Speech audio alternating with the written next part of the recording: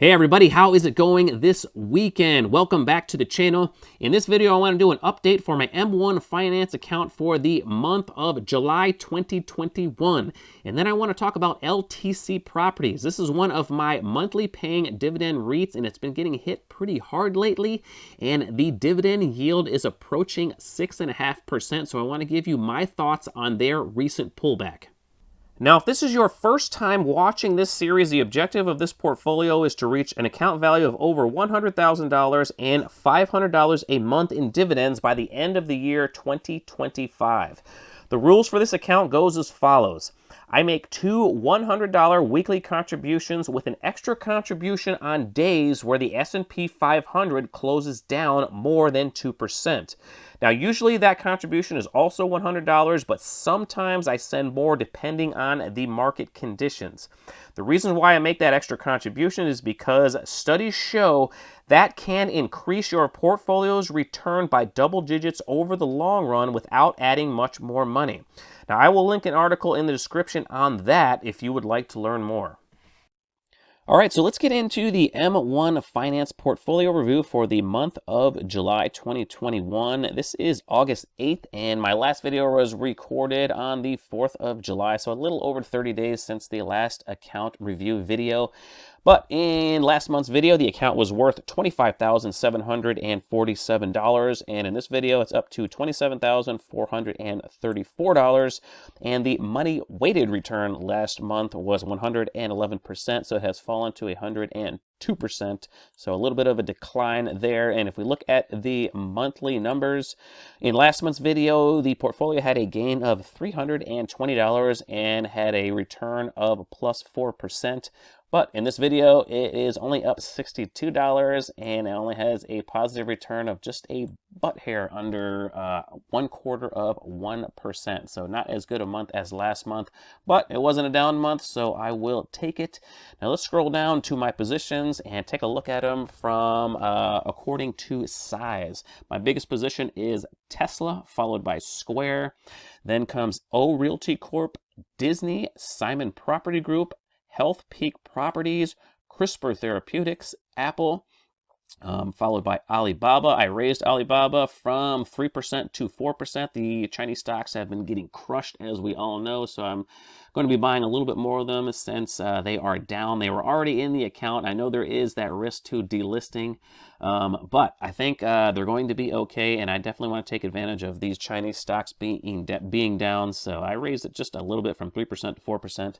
But Alibaba's followed by Dominion Energy, then Palantir, Skyworks Solutions, Verizon Communications, then LTC Properties. I want to talk about LTC Properties a little bit later in the video because that chart is looking fugly and it's a little concerning, but I want to get into that. But they are followed by AT&T, Carnival Cruise Line, Illumina, JP Morgan Chase, the ARK K Fund, Microsoft, 3M, Baidu. I raised Baidu's weighting from 2% to 3%. I want to take advantage of Baidu being here at these lower prices. I think their forward PE is under 10, so they are historically speaking very cheap.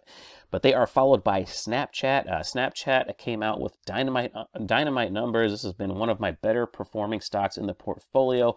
I wish I would have put them in the portfolio at about 3 or 4% when I first put them in, but I only put them in at 2%, and I've kept it at 2%. But man, just a great performing stock. Fantastic earnings, big gap up. We'll get into their chart a little bit later too. They're followed by Grow Generation, Goldman Sachs, Waste Management, the Vanguard High Dividend Yield ETF, Magellan Midstream Partners, Uber, and then the Vanguard Total International Bond ETF. Now, if we go to the gains for the month, the biggest gainers for the month, that is going to be Square, followed by Snapchat. Both Square and Snap came out with some fantastic earnings.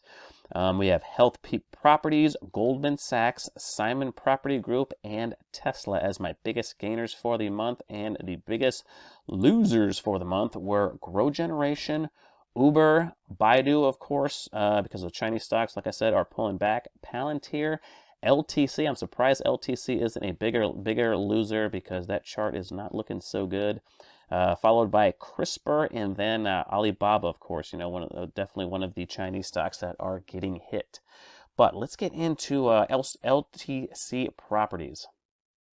All right, the first stock I want to talk about is LTC Properties. This one has been on my mind the most, even though it isn't my biggest loser in the portfolio for the last 30 days. This one has been on my mind the most. I'm assuming just because that chart looks so bad. Definitely a lot of deterioration in that chart lately, definitely under distribution. And if you're not familiar with LTC Properties, they are definitely one of the more popular monthly payers out there. They pay approximately 6.39% at the moment, and the market cap on LTC Properties is only $1.4 billion. So this one is by far the smallest REIT that I own, and definitely small as far as REITs go. But let's scroll down to their profile, and the profile says LTC is a real estate investment trust investing in senior housing and healthcare properties. LTC holds 181 investments in 27 states with 29 operating partners, so they are rather diversified as far as the states go. And it says their portfolio is comprised of approximately 50% senior housing and 50% skilled nursing properties. I do think they have some other properties in there as well, but it's almost 50-50 as far as those two segments goes. And that's one of the main reasons this REIT is in my portfolio, because you'd have to think with the way people are living longer than they used to, plus there is a large group of the population that is going to be needing these services. I figure the demographics are very favorable for LTC going forward. That's why I wanted them in the portfolio. I think that they should be able to take advantage of those trends going forward. But if we scroll down, we can see as far as Seeking Alpha goes, their earnings estimates are predicted to grow modestly over the next couple of years. So it looks like definitely they should still be growing, even though things are looking a little rocky right now. But let's take a look at their dividends, because that's the most important part of this investment. So we go over to the dividends tab and look at their scorecard, scroll down. We can see that, of course, the yield is 6.39%. The annual payout is $2.28.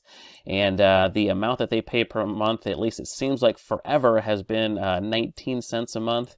And their payout ratio is getting dangerously close to 100%. So that is slightly concerning. It's not that big of a deal until it gets over 100%, but definitely want to keep an eye on that one.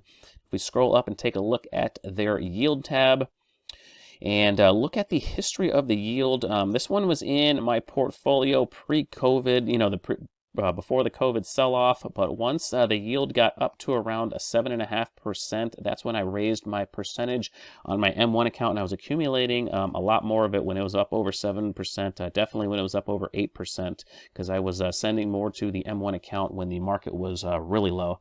So I accumulated a pretty decent amount when it was, yielding the most, when the price was lower. But we go back to scroll up and take a look at their dividend history. And as I was saying before, this thing has just been paying 19 cents a month. It seems like forever. It did not miss these payments here. I don't know why there's a gap there in the Seeking Alpha data, but they haven't had a raise since 9/19/2016. So this thing has been paying 19 cents a month forever. They just, for whatever reason, they are not making enough to raise this, at least not right now. But I mean, at a almost 6.5% yield, it's a pretty decent monthly payer. So as long as they keep paying that 19 cents or so, I mean, I don't think there's any reason to be concerned and taking it out of the portfolio. If they decide to cut it, then that is going to be a different story. I'll have to reevaluate it. But let's get into some of the news on LTC. All right, well, when we look at the news, it seems like the rollover in the stock price is primarily earnings driven. I thought perhaps there could be some fear surrounding the Delta variant, picking up some steam because they can wreak havoc on some of these senior living properties. But I looked into some other real estate investment trusts that are kind of in the same category, and they are not rolling over. So this one is primarily looks like it's earnings driven. And in this article, it says Key Corp weighs in on LTC Properties, Q3 2021 earnings, and it says that Key Corp Analyst Jay Sadler now expects that the Real Estate Investment Trust will post earnings of 56 cents for the quarter, down from their previous forecast of 70 cents. That's a pretty steep downward revision. And if we scroll down a little farther, we can see that LTC has been the subject of a number of other research reports. The Street cut LTC Properties from a B rating to a C plus rating in a report on Monday, May 3rd. So that one's pretty old. But this one says that Mizuho, I think it's how you say it, Mizuho cut LTC Properties from a neutral rating to an underperform rating and set a price target of $35 for the company in a report on Thursday, June 3rd. So that one's a little old as well, but they're just really starting to stack up by the looks of it. This one says that Royal Bank of Canada lowered their price target on LTC Properties from 38 to 37 and set an underperform rating on the company on July 27th. So it seems like there's just more and more coming out. And this last one says that finally Zacks Investment Research cut LTC Properties from a hold to a sell rating on their report on July 31st. So it just seems like these things are really starting to stack on each other. And, I'm really not sure what to think right now. Normally, when a stock pulls back like this and I sense some value, I raise the target percentage on my M1 account so I can accumulate more while it's going down. But I am a little on the fence with LTC Properties. I think I'm just going to leave it where it's at. And, it'll definitely be buying a little bit more, but I'm not going to get super aggressive with LTC until I start seeing some like it's starting to carve out a bottom in that chart a little bit. As of right now, it just looks like it's going to be in free fall for a little while. But let's actually get into those charts right now. All right, let's get into these charts, and the first ones that I want to look at are going to be the big three. I want to look at the NASDAQ Composite, the Dow Jones Industrial Average, and the S&P 500, and I want to look at them on a monthly chart basis because this is my long-term portfolio, and I'm not going to be doing very much selling. I just want to accumulate good companies, but I want to gauge the health of the market on a monthly chart because this tells me when I need to start buying more aggressively. But the first one we want to start off is the NASDAQ, and as we can see, this is just a crazy looking extended chart. Every time I look at this chart, I just puts the fear of God in me, thinking that there's going to be a big market correction, but we continue to be above that 8-period exponential moving average, and we are climbing that wall of worry. But when the NASDAQ Composite pulls back to this purple line, this is the 34-period exponential moving average. On my charts, usually on the daily time frame, I like to use the 21-period exponential moving average, but the 34-period exponential moving average is the one that I like to put on these monthly charts for these major moving averages. And once these averages pulled down into these, that's when I like to be more aggressive. Because as you can see, when the NASDAQ usually pulls back to this purple line, usually get a halfway decent bottom. Sometimes it takes a couple of months, but those are usually fantastic buying opportunities, and they don't happen very often. And when they are happening, the market is definitely terrified. So it is not the easiest thing in the world to be buying when prices are at these type of levels. But as we can see, the last few times it's happened, they have been fantastic buying opportunities. And if the NASDAQ pulls back down to that purple line again, I'm definitely going to be aggressive. And that line is all the way down at just under 11,000 at the moment. So that's going to be a pretty big move down. It's definitely going to be a scary drop if we get that. I do think that we are going to get a decent sized drop before the end of the year. I don't plan on doing anything with my M1 account except buying more aggressively. In my other accounts, I'm going to try to, finesse it a little bit. We'll see how that works out. It's very difficult to try to get out during a market top. But nonetheless, I'm going to be watching it and probably unloading some of my more expensive stocks if I do think we start getting some deterioration in the market. But as far as the NASDAQ goes, still above that 8-period exponential moving average, so still in that healthy uptrend. And if we look at the Dow Jones Industrial Average, we can see the same thing with the Dow. I mean, the Dow looks like it's losing just a little bit of steam, but still in a very healthy uptrend, still climbing that wall of worry. So there's no need to sell any of your Dow stocks. And if we look at the S&P 500, we can see the same thing. I mean, these things are getting pretty extended. Once this 8-period exponential moving average gets too far away from that purple line, it tends to, you get a snap back in the market. And the lines don't necessarily touch. unless you have a really deep pullback like you had back here in '09. But when they get pretty far extended, that's usually when I start getting a lot more cautious. And with my other accounts, I start to go a little bit more into cash, because that usually means that there is going to be a rollover just around the corner. But let's get over to LTC Properties. Let me go back to the daily chart. And if I back the chart out a little bit, see, this is when I was doing more of my aggressive buying. This is when I raised the percentage in LTC Properties. And for several weeks, probably a couple of months at least, I was accumulating quite a bit, right around $30 a share. And that was giving me a yield of right around 7.5% or more for most of this position. But as we can see in this chart right now, I mean, this thing is just rolling over. And even in this current price action, we can see this thing went straight down on above average volume, had a little bit of an inside day 2 days ago, and then on Friday, this gapped up and just sold off hard the rest of the day. So this thing is under heavy distribution at the moment. I'm kind of in wait and see mode. I don't think I'm going to get rid of this. I don't think that this LTC Properties is just going to fall apart, but man, there is a lot of selling going on. And if you're looking for a monthly payer that pays a pretty good dividend, I think you should put LTC on your watch list. Dig a little bit deeper and see if this is something you want to get involved with, because I do think that this thing's probably going to be headed, it looks like by the chart, it's going to be headed closer to 30, definitely $33 a share before too long. And that's going to put that yield, pretty close to 7%. So, I mean, that's a pretty decent yield for a monthly payer. But definitely some distribution going on, definitely rolling over. And this is especially the trajectory of this rollover. Now, usually when a stock has a trajectory like this, you're pretty close to a bottom. But I'm still in wait and see mode with LTC Properties. Looks like there's a lot of selling going on, and you never know how long it's going to go for. All right, well, let's get to something more positive. Let's look at my biggest gainers for the month, and my biggest one was Square. And we can see Square looked like it was making a beautiful rounding bottom, and it was going to be breaking out of this 275-ish area just earlier in the week, and it had a little bit of a rollover, tucked its head back underneath into that little resistance area. So it's going to be interesting to see if Square can jump above 280, 290 next week. And if it does, I think Square could be breaking out of this. Gosh, this base has been going on for about 8 months or so. So it could break out of this 8-month-long base. And excuse me, I think if it does, this thing could certainly get going, because it's been consolidating for quite a while.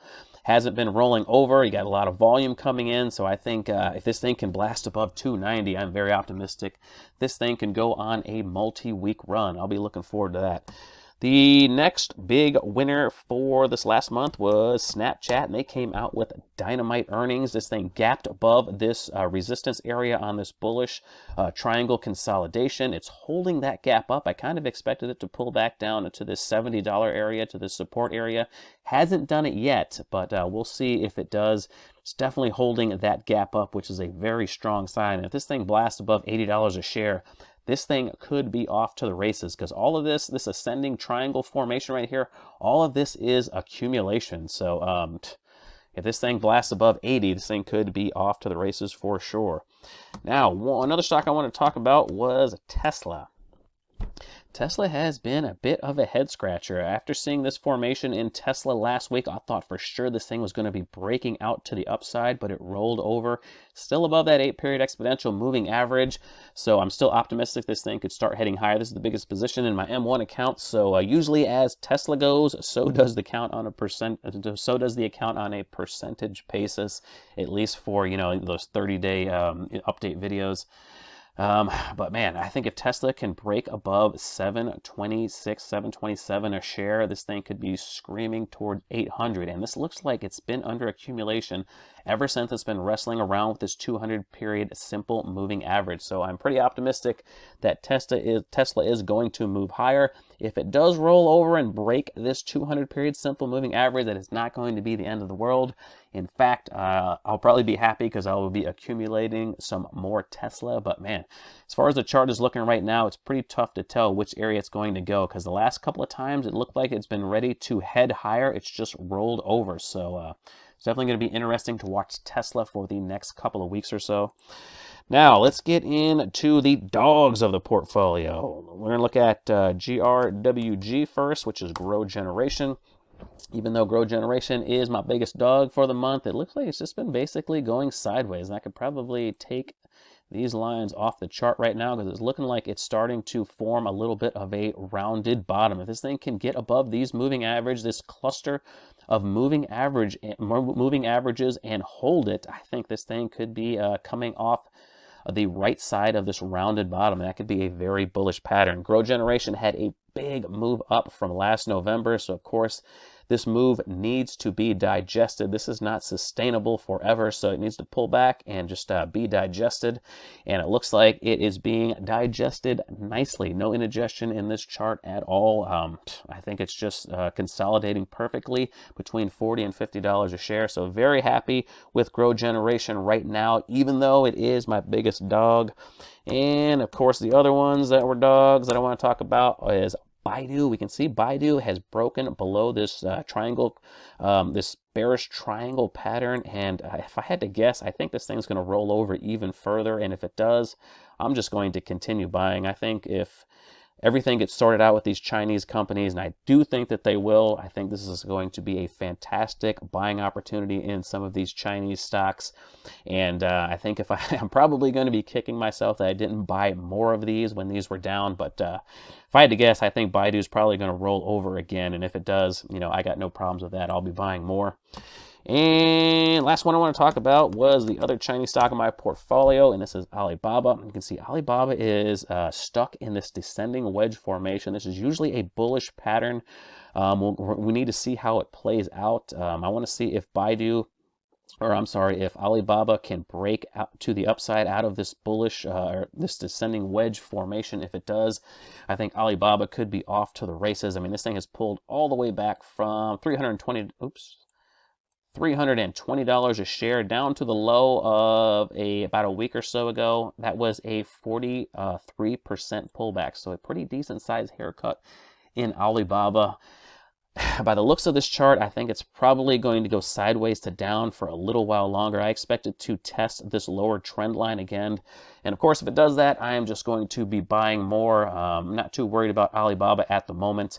I do have Alibaba in another portfolio, but I own the Hong Kong shares. So of course, there's no threat to being delisted if I'm holding those Hong Kong shares. Of course, the Chinese government could put more pressure on Alibaba, but as far as being delisted on the U.S., the Hong Kong shares, I shouldn't have any problem owning those. But that's how the portfolio is looking this month. All in all, I think it's looking pretty darn good. I'm pretty happy with how everything is going. I'm just going to keep a sharp eye on LTC Properties. If things start to shore up with LTC, I'm going to start buying some more because I think that's a pretty decent buying opportunity, getting LTC when that yield is above 6.5% or greater. Okay, everyone, that is all I have for this video, so I'm going to end it right there. But if you have any questions or comments on any of these stocks, or if you have any other ones you want me to take a look at, please leave it down there in the comments section. I will get to them as soon as I can. If you enjoyed the video, please hit the like button and subscribe to the channel if you haven't already. Thank you so much for watching my video all the way to the end, and until next time, take care, everybody.